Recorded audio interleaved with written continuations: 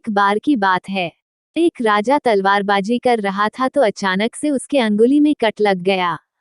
तो पास खड़े मंत्री अचानक बोल उठे, राजा साहब चिंता ना करें, जो होता है अच्छे के लिए होता है।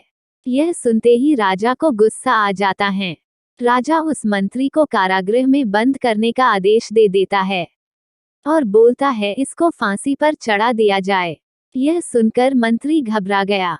उसने राजा से निवेदन किया, महाराज, मैंने आपके यहाँ इतने वर्षों तक काम किया है, क्या आप मेरी अंतिम इच्छा पूरी नहीं करेंगे?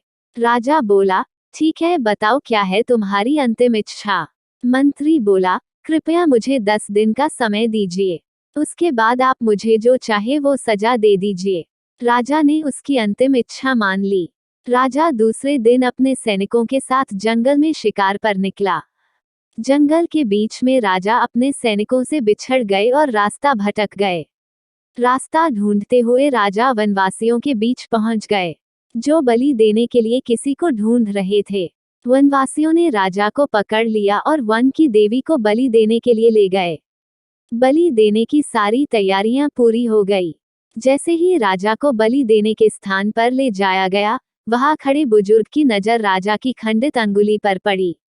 उसने आवाज लगाई कि ये तो खंडित हैं, इसकी बलि नहीं दी जा सकती। तो वनवासियों ने राजा को छोड़ दिया।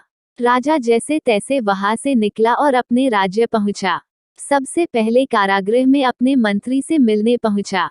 राजा ने मंत्री से कहा, आपने सही कहा था, अगर मेरी अंगुली नहीं कटी होती तो मैं जिंदा नहीं होता। यानी जो होता है वो अच्छे के लिए होता है। राजा ने फिर पूछा, मेरा तो फायदा हुआ लेकिन आपका कैसे फायदा हुआ? मैंने तो आपको सजा दी।